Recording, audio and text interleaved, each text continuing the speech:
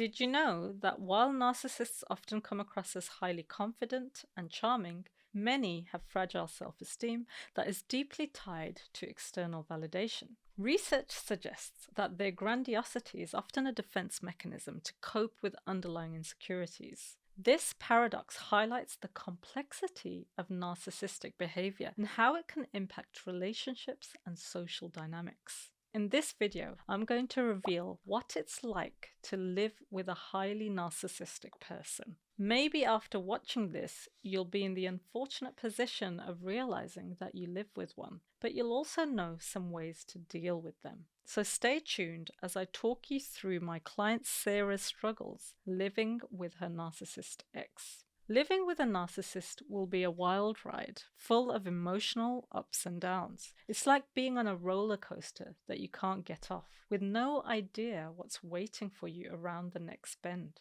Yes, when you share a living space with a narcissist, it can be incredibly challenging. One of the biggest difficulties is the constant emotional manipulation. They have a way of making you feel guilty even when you've done nothing wrong. It's like they have a sixth sense for pushing your buttons and making you doubt yourself.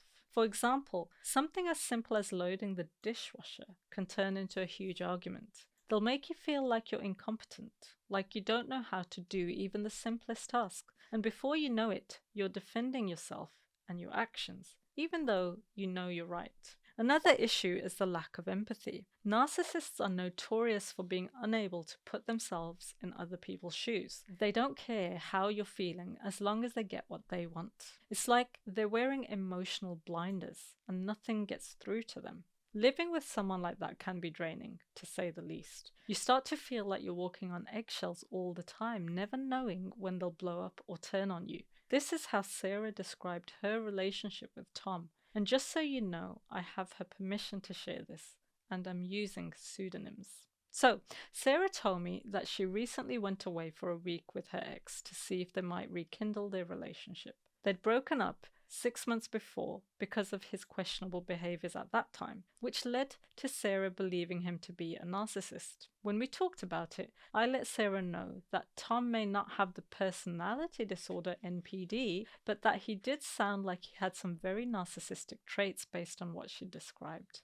So what happened over the week? Sarah said, "So, one minute we were laughing and joking, and the next we were in a screaming match. I was arguing with him, trying to prove a point. It was like before, as if I was living with two different people, the charming, charismatic one and the vindictive, toxic one." As Sarah and I explored her reactions to Tom over the week in therapy, she started to understand some things. She realized that she had played into his mind games. Sarah reflected that she'd made the mistake of being just as emotionally invested in winning as he was. This was a wake-up call for Sarah. She told me that through our exploration, she realized that she may have been better off if she'd changed her approach. It would have made the week a lot less of a struggle, and she may have avoided much tension and stress. That's some real good insight that Sarah managed to figure out very soon. So do keep this in mind if you have someone like this in your life. Mirror, mirror on the wall, who's the channel best of all?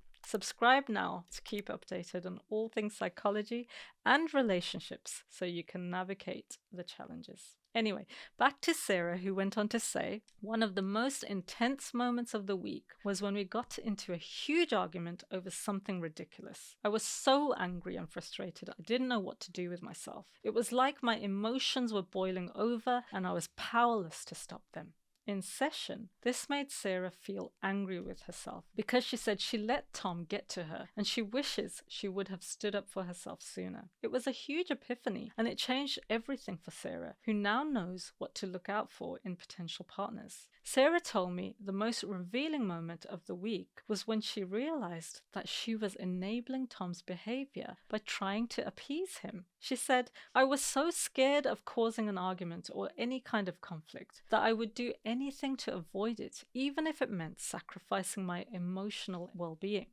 Now, as a therapist, I could have reassured Sarah and said that she did nothing wrong, that it was all Tom. But if I did that, I'd be doing Sarah a huge disservice. This is because she was right and she was taking responsibility. Indeed, when we change our behavior to placate toxicity as Sarah had, we fall into a trap of enabling, one that creates a precedent, an expectation in the other who will retaliate even harder when we finally stand up for ourselves. Sarah told me that looking back on this experience in therapy had helped her to learn so much about narcissism and its impact in relationships. She learned that it's not about the other person. It's about how she chooses to react to them. She discovered that she has the power to set boundaries and stand up for herself, even when it feels scary to do this. So, if you've ever lived with a narcissist or had to deal with one in your life, I want to hear from you. Share your experiences, your thoughts, and your advice in the comments below. And if you're new here, consider subscribing for more information on personal relationships, growth, and anything else to do with psychology and mental health. See you in the next video.